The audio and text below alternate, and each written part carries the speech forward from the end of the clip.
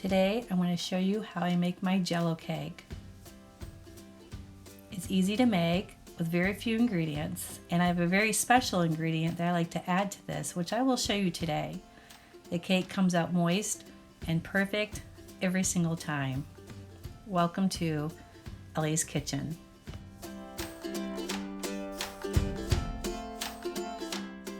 First of all, we'll need a box of white cake mix, and you will follow the baking instructions on the back. My cake mix asks for 1 1/4 cup of water, half a cup of oil, and 4 egg whites. Let's preheat the oven to 350 before we mix ingredients. That way it's hot and ready when we're done mixing.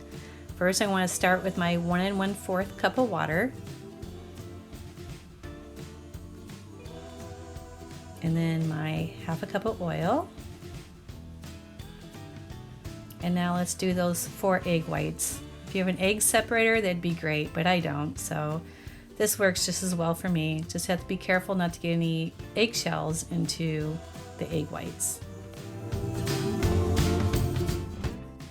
Okay, so let's start mixing our ingredients together. First, you take your cake mix, put in the bowl.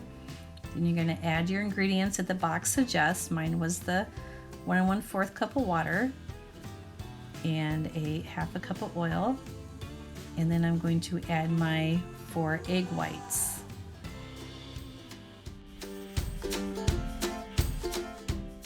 To get a successful turnout with a cake box mix is to mix it according to the instructions in the back.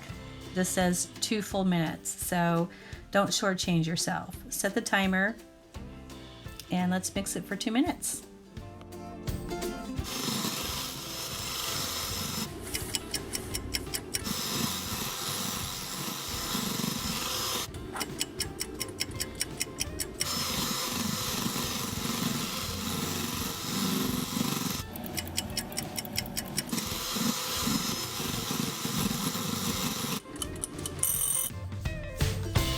Let's prepare our 13 by 9. Of course, we always must spray it with Pam, or you can coat it with butter, and then we want to dust it with a little bit of flour to keep it from sticking.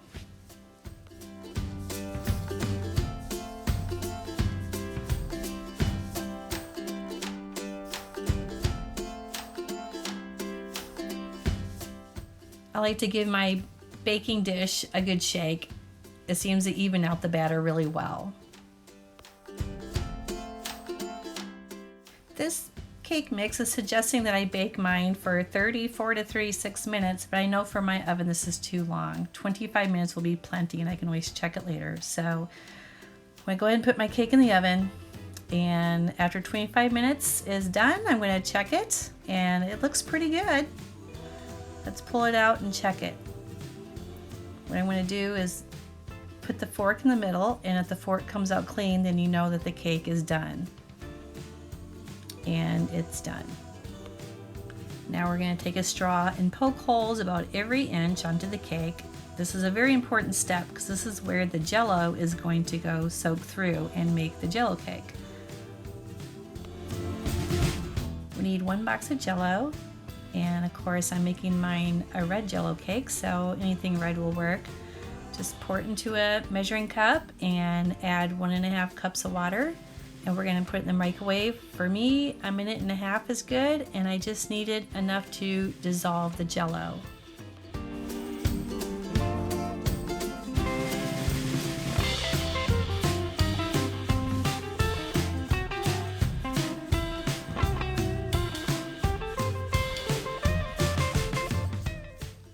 Now we're going to saturate the cake with the Jell-O mixture.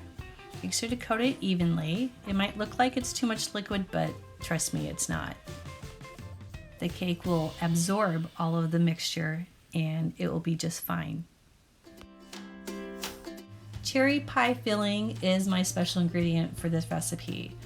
I take it and I put it in my Ninja mixer. A food processor will work just fine. The idea is to liquefy the pie filling, and then we put that on top of the cake.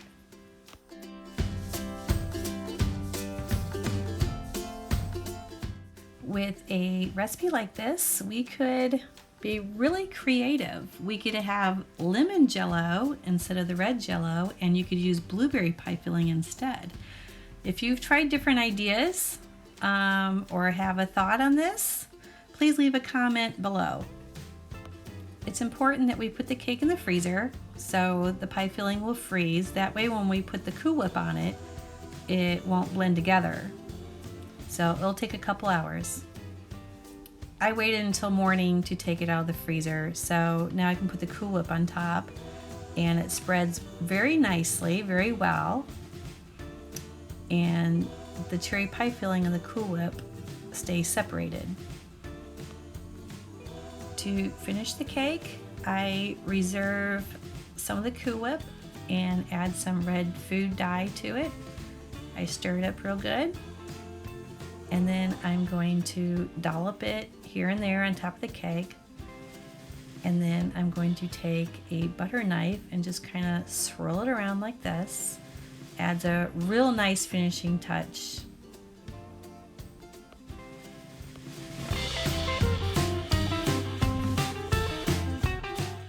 Thank you for joining me today, and if you haven't subscribed, please do so, and I'll see you next time on Ellie's Kitchen.